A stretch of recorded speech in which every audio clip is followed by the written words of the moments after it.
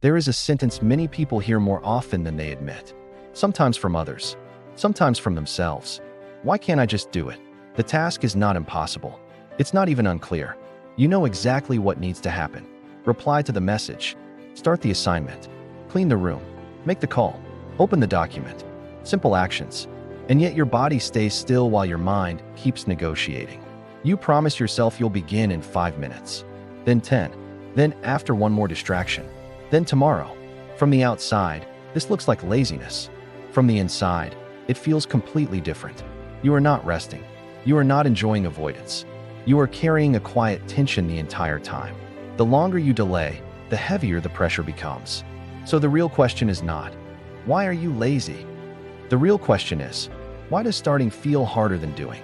Laziness is comfortable inactivity, but what you experience is uncomfortable stillness. You think about the task constantly. You imagine completing it repeatedly. You feel relief in your imagination, yet cannot translate it into movement. If you were truly lazy, the delay would feel relaxing. Instead, it feels like background stress. This difference matters because laziness avoids effort. Resistance avoids emotional weight. And sometimes the task itself isn't the problem. The meaning attached to the task is. Consider what starting something represents. Beginning exposes you to evaluation. You may discover it's harder than expected.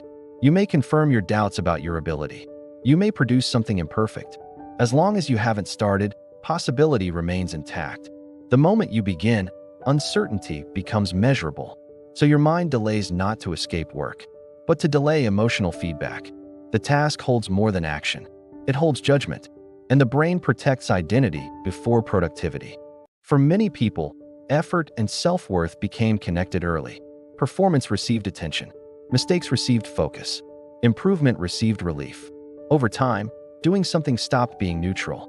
It became proof of capability. So now each task carries invisible questions. What if I try and it's not good? What if I confirm what I fear? What if effort doesn't help? Your mind understands something important. Not trying keeps the question open. Trying risks closing it. Avoidance preserves hope. Action risks clarity. And sometimes uncertainty feels safer than disappointment. Another layer hides beneath this. Before you begin, your brain simulates every step. How long it might take, where it could go wrong, how much focus it requires. Instead of one action, the task becomes a chain of predicted effort.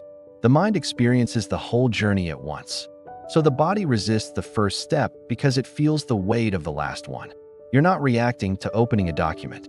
You're reacting to finishing an entire project in your imagination. And that imagined exhaustion stops movement before it starts. People assume motivation comes from energy, but there are different kinds of energy. Physical energy lets you move. Cognitive energy lets you decide. Emotional energy lets you risk. You may have enough strength to act, but not enough emotional safety to begin. So your brain stalls at the starting point, not because you cannot do the work, because you cannot yet face the internal reaction to the work. Sometimes delay is perfectionism wearing ordinary clothes. You don't say, "It must be perfect." You say, "I'll start when I feel ready." But ready often means certain I won't fail, certain I won't struggle, certain I won't feel inadequate. And certainty rarely arrives before action. So waiting for readiness becomes endless preparation, not improving the result, only postponing the beginning. Have you noticed simple tasks can feel strangely heavy? Sending a short reply, scheduling an appointment, opening a message. Because these actions contain social uncertainty. What will they think? How will they respond? Did I delay too long? The action takes seconds. The anticipation takes energy. So your mind avoids the emotional interaction hidden inside the simple task. You're not avoiding effort. You're avoiding interpretation. Then something interesting happens.